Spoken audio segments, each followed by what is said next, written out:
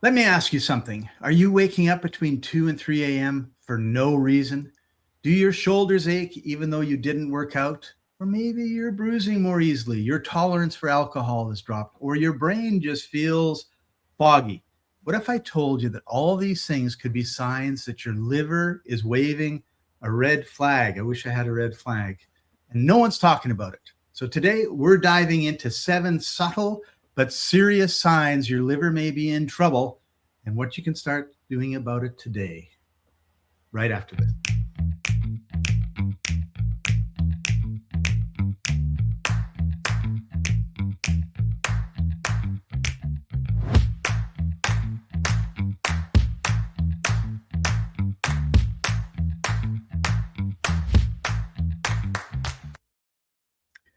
Welcome, everybody. This is the Life Enthusiast Health Shots podcast, restoring vitality to you and the planet. I'm your host, Scott Patton. Joining me, as usual, is the health engineer, Martin Pytela. Hey, Martin, how are you doing this beautiful New Year's? I am doing fine. My liver remains undamaged by alcohol, but it has been highly stressed by too many figs and dates. Oh, no. And I had some of those too. Yep. We got together. We're in the same part of the world and took a little walk, which was kind of nice. You know what's interesting is liver is the only place where fructose is converted into glucose. Fructose comes from the sugar. I mean, from fruit. Sugar, as in sugar that you put into cakes and whatnots, is called sucrose, and that has one molecule of glucose attached with one molecule of fructose running together, and that needs to be separated. The glucose is directly used up as energy, and the fructose needs to be converted in your liver into glucose, into usable. And there is the word HFCS, high fructose corn syrup. It's in everything. In place of sucrose. It's sweet. It's used for sweetening all kinds of things now because we're growing tax subsidized corn. We have more corn than we know what to do with. And we shove it into stuff and then we push it into foods, and it's stressing our liver even worse than alcohol. Yeah. And one of the problems that we have, Martin, is our medical system doesn't do anything until it's an emergency. Well, yeah, we don't have a healthcare system. We have sick care system. Yeah. So they'll say, oh, yeah, like this is going high, but it's not so high that we need to do anything about it. Or it's going low. It's not so low. We need to do anything about it. Yeah. And then the next thing you know, you have a problem. Yeah, you end up with the liver enzymes elevated, and that's a sign, they tell you. And then they tell you have a fatty liver, and that's the fatty liver by alcohol or the NALFD, no, NA, whatever, non-alcoholic fatty liver disease, NAFLD, which is a weird thing, right? Like many people end up there innocently, not understanding that their genetics called for them to be a carnivore, and they ended up being a carboholic. And a carboholic is an addiction of most of us thyroid dominant people because the mouth wants it, but the liver doesn't. Right. Yeah. So another reason to cut back on the carbs. Well, it's not everybody, but the thyroid types are definitely healthier when they eat protein rather than starch. Right. So let's talk about this waking up in the middle of the night and how that liver imbalance affects our sleep. Yeah. Circadian rhythms. There's this chart, you can go find it. It's the Chinese circadian rhythm, traditional Chinese medicine circadian rhythm. And there are 13 circuits, 12 of them are running on this clock. Each one of them gets a 2-hour slot. And the liver meridian is on between 1 a.m. and 3 a.m. And in that time slot, you are, or the liver is, doing its own maintenance processing. So I'm busy, I'm not putting out new energy. You run on what you have stored. Right. That stuff is stored in your muscles more than anything. And if you're a well musculated person, then you, of course, will store more energy. But anyway, if your dinner was mostly carby, that's instant energy in form of glucose, rather than fatty, which would be a slow burning fats, then by the time 1 a.m. hits in, most of the glucose has been used up. And then your body by 2 a.m. says, not enough energy. The adrenals kick in, wake you up, and say, we're starving here. Feed us. Right. And the antidote there would be more fiber, more fat. Yeah. So can the problems with the liver show up as pains in like our shoulder or our hips or some other places? And in general, the inflammation will, right? Well, gallbladder and liver will hit you in the right shoulder blade, right? You know, this is my, well, it's just where my breast is, right? But it's on the back. If you're hurting down there, you're probably having a gallbladder liver issue. It's a curious thing, right? Yeah. So another thing that happens with the liver problems is easy bruising. So does that affect, like it affects the way that your body clots, the blood clots, right? Yeah. Oh, yeah. That has to do with the blood clotting ability is reduced. Your blood vessels are more permeable. And as you bump yourself, there's more tendency toward spilling some blood within your body. And so there's your bruise. Yeah.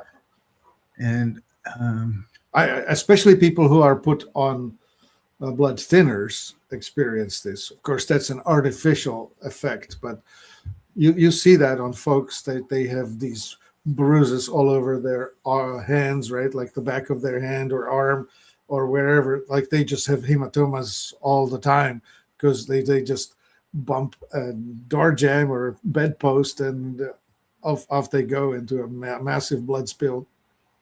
Right. And then I guess another problem. Oh, my buddy Chris. Hey, Chris. Glad to have you on. Yeah. So one of the problems with the liver, of course, is that it looks after cleaning up alcohol. And if your liver is not working properly, then you could be having some trouble detoxifying when you get a little too much to drink. Yeah. The metabolizing of alcohol through the aldehyde pathway. It's not a pretty picture. It really causes a lot of damage. If you're going to be drinking, you should pre-dose yourself with B vitamins and vitamin C. Like it's really a smart thing to just take an extra B complex before you go drinking, and then take 3 others as you're finished, if you can remember. I never did anything except go out and drink. Well, young people, right? That's right. We get away with a lot of things you don't get away with when you get older. Yeah. One of the indications of problems with your liver is a fat belly and skinny legs. And now I'm starting to think about all the guys I know who have these poles, and then there's this bulge, and then there's their head. And it's the apple shape, or an apple on 2 sticks with I don't know, the snowman model, right? Yeah. Well, I mean, both you and I are the thyroid type. We will have the tendency to grow a belly. It starts around the belly button. That's where the weight goes. Of course, that's the external fat. But what's also going on is the internal visceral fat is being piled on. And then if you combine it with inflammation in the gut, if you inflame the small intestine is coiled right around your belly button, the center of your belly.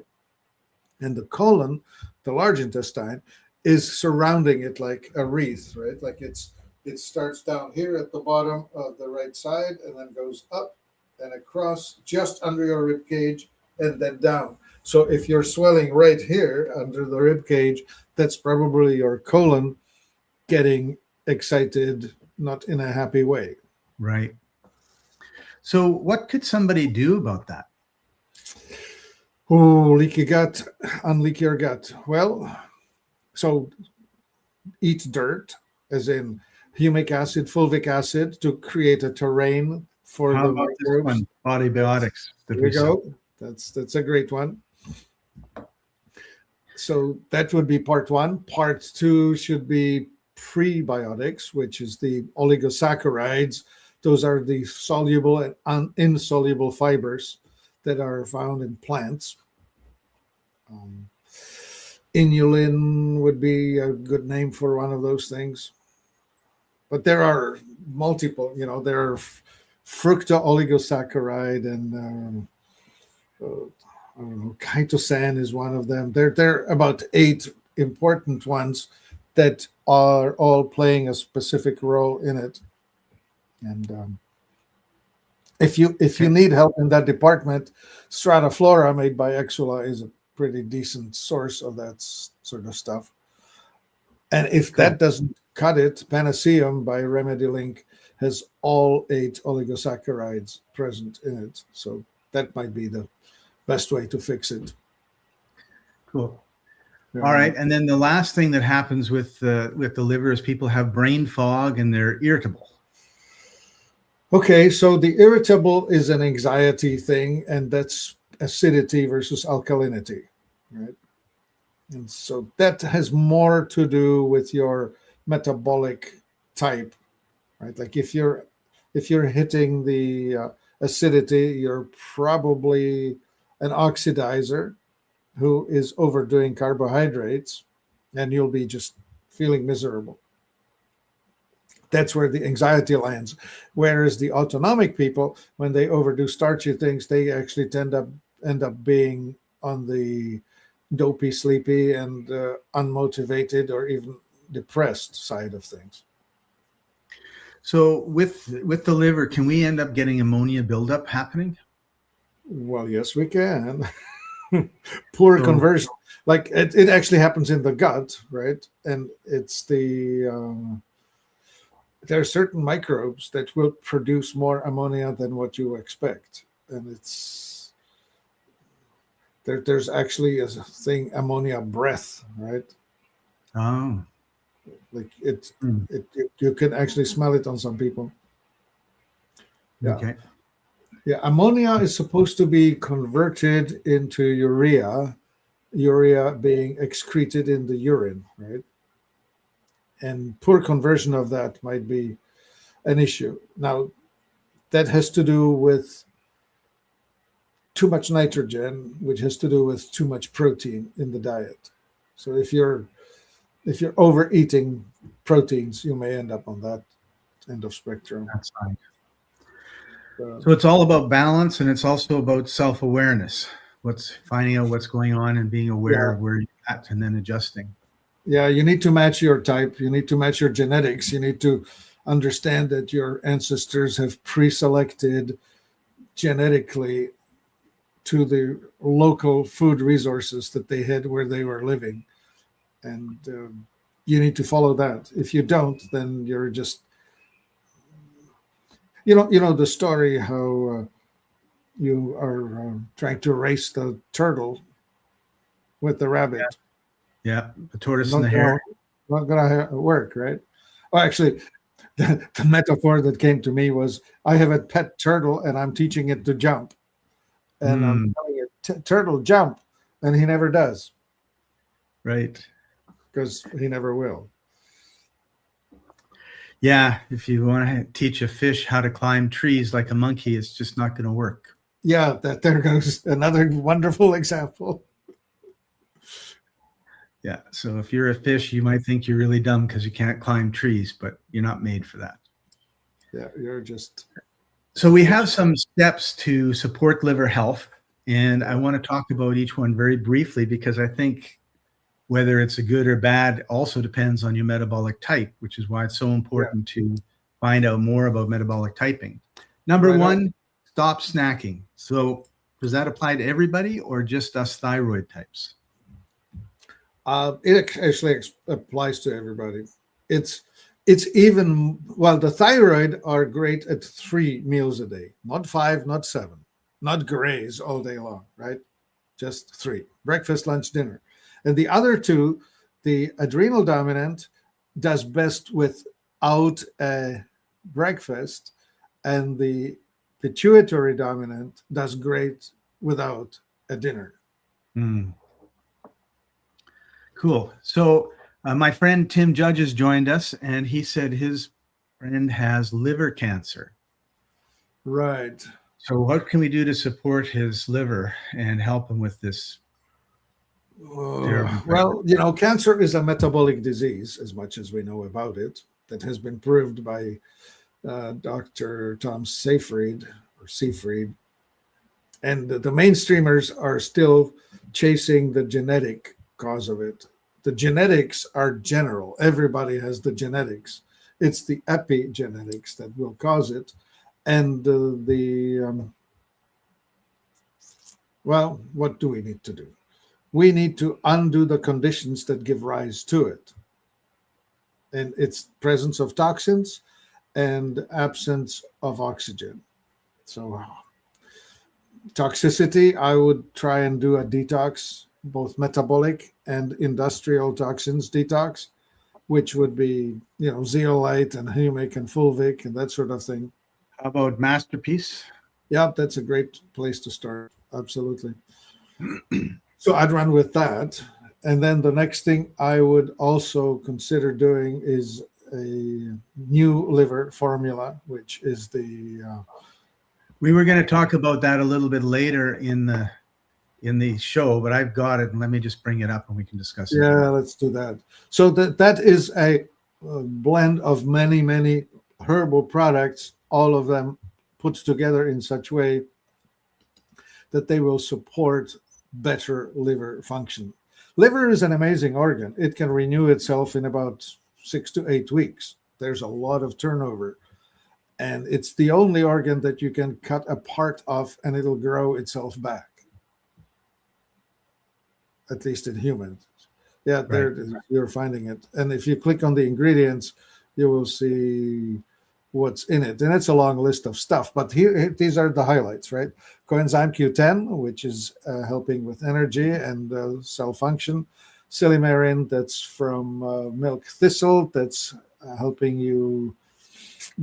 all the bitter things, milk thistle and burdock and dandelion root and other bitter things are useful for that. And the turmeric is really important. Turmeric is a strong antioxidant that just is rebuilding it. And then what's NAC? N-acetylcysteine and MSM. N-acetylcysteine is the precursor to glutathione. And glutathione is the main recycler of all the antioxidants, the vitamins in your body. And the liver itself is the organ where this takes place. So I keep reading about NAC and MSM and thinking, okay, how am I going to get some of this stuff? And then every time I look in one of the Excellent Superfoods, like there it is. There it is. Yeah, you've got chromium, iodine, silica, beta carotene, choline, and vitamins. Yeah. What you have here is everything that the liver needs to renew itself. So that's for the functional renewal of the liver. And then I would also do the apoptosis stimulating supplementation with Elagiplex, which is the supplement that we have designed to help upregulate the natural immune function. That's called apoptosis or apoptosis. That's the, with cancer, you need to upregulate the killer cells and downregulate the limiting regulator cells, which is exactly the opposite of what happens with infections such as COVID.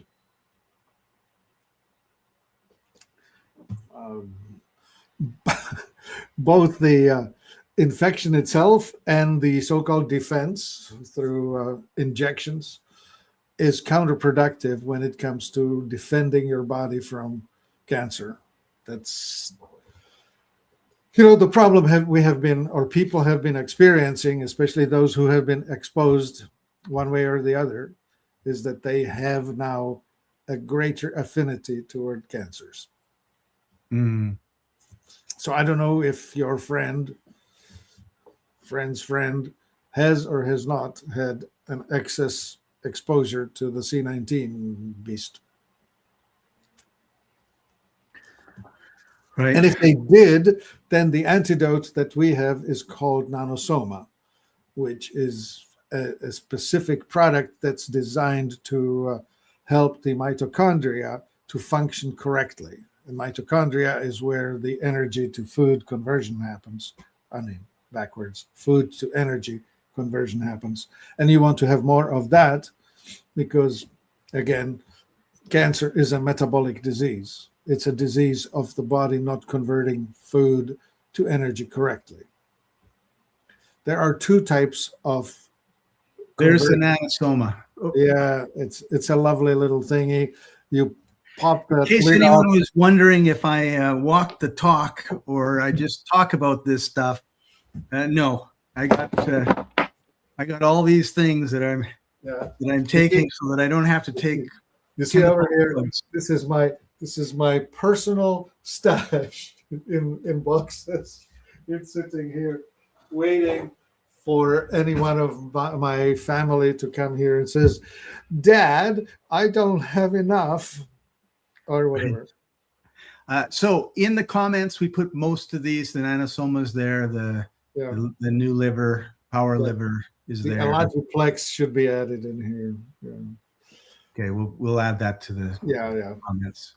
So that would be the story of your friend, and of course, I don't know how to say things without possibly toying with the triggers on this platform. But yeah, something can be done, but it's going to take a bit of work. Again, it comes back to self-awareness. Like, what are you eating? What type are you eating for your right metabolic type? Or what are you drinking? Where are you living? What are you breathing? What sort of toxins do you have? How can you get the toxic load down? Are you getting rest? The liver works around 1 or 2 in the morning till 3-ish in the morning. Yeah. And so you should be sleeping at 10 or earlier and waking up at 7 or later and giving your body a chance to get a lot of rest, right? The rest. So talk about rest and repair versus fight and flight. I think that's really important. Right. And so that's the autonomic nervous system, and it will trigger into acidity when it goes into the fight and flight mode. So you can become acidic by stressing, or you're becoming stressed by becoming acidic. Take a pick. Yeah. And so becoming acidic nutritionally is eating foods that are going to take you there. So if you're an oxidizer, carbs will do it. If you're an autonomic, fats will do it. You need to watch that. Anyway, if you're having a problem understanding this babble, talk to us about metabolic typing. We will explain it. It's the two types in humans. It's like left-handed people and right-handed people. You cannot play a guitar that's got the string. Well, you could be a Jimi Hendrix. He could do it. But you need to be playing the guitar that's the left-handed guitar or the right-handed guitar. Take a pick. Yeah. Or a hockey stick, right? If it's bent this way, you're a left hand down. If it's bent this way, you're the right hand down. You need to pick. Well, anyway, metabolic typing is like that. You will find out whether you are carbs make me nervous or carbs make me sleepy. Yeah, if I want a nap, I just have a slice of bread. That's all it Yeah, takes. that's it. And I'm hoping that this URL hasn't This changed. does not work now. We need to. Oh man, we have done some terrible things. We have completely revamped our website, and a few things don't work as they used to. Right. And the So- calendar is not up yet. You need to phone me. Yeah. Go to life-enthusiast.com, call, ask for Martin, Tim, and have a real conversation, because we're just talking the kind of the global look at all of this stuff. Yeah, general. So we were going back to some ways to support liver health. One was stop snacking, eliminate sugar, starch, and seed oils. Seed oil is such a huge thing. Seed oils. So canola, cottonseed, corn oil, safflower oil, those are all oils that are sold as refined plant seed oils. They are sitting on the grocery store shelf. You will watch for the word refined. They're usually extracted from the seed under high blood pressure, under high friction. They become rancidized. So then they have to deodorize them. They have to degum them, take out of them all the good stuff and leave just a pure omega-6 oil, which you don't need more of. Yeah. So look at olive oil or avocado oil or coconut oil. Yeah, and butter. And butter. And lard and tallow. Tallow. I got a skin cream that was made from tallow. It was like a little market up in Prince George, and she was selling it. I thought, oh, that was cool, and I bought it for my niece-in-law, and then decided I wanted it. So don't tell her. Yeah, of course. It penetrates into the skin beautifully, right? Yeah, it's wonderful. Yeah. But I took it because I saw tallow, and I thought, wow, I haven't seen tallow and lard and that sort of stuff for a long time. Yeah. What's interesting, of course, is that there are other animal fats like emu oil or ostrich oil are famous for skincare, but duck fat and chicken fat work really well too. Cool. Look at the quality of the food that you're eating, like eat high quality meat and vegetables, organics. Get to know the farmers. I think every city has farms around it. Like, learn the farmers, support the farmers, go out there and see if you can't get the meat there. Go to sleep earlier. I mentioned, the 10 o'clock to 7 o'clock thing earlier. Yeah. Oh, by the way, if you do wake up in the middle of the night, don't sweat it. Just take a break, just read a book or knit a sweater, do whatever you want to do between 1 and 3, and then go back to sleep. Yep. That's what happened to me last night. I woke up wide awake at, I don't know what time it was, 1:30.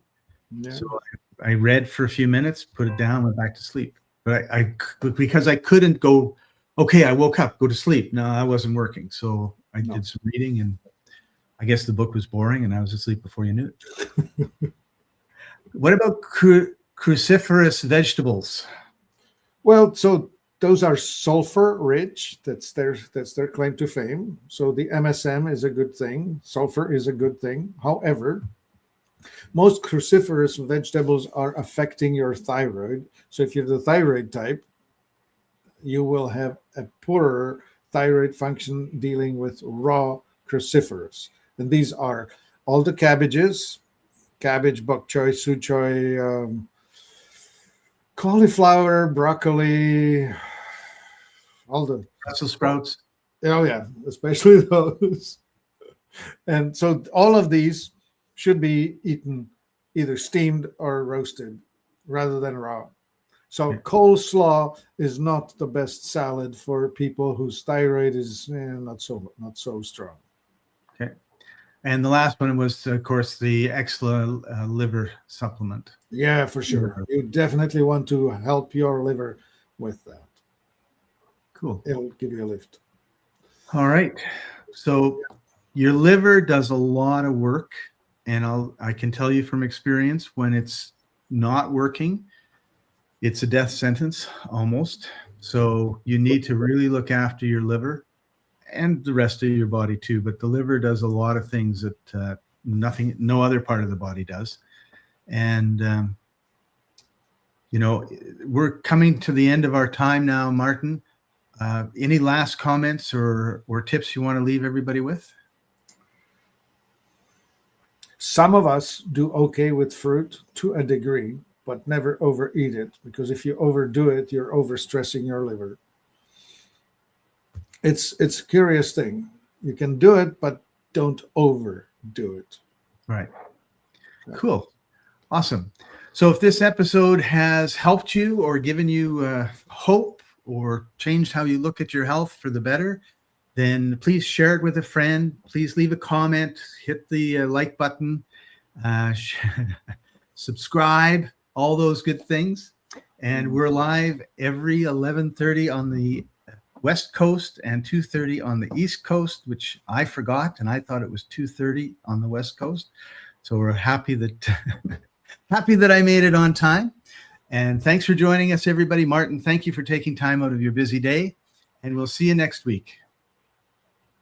My body's a temple, but the walls are cracked. Stuck in the rubble of the years I've stacked. Stagnation in my veins like a river turned to dust. Toxic whispers in the wind, but I gotta rebuild. I must.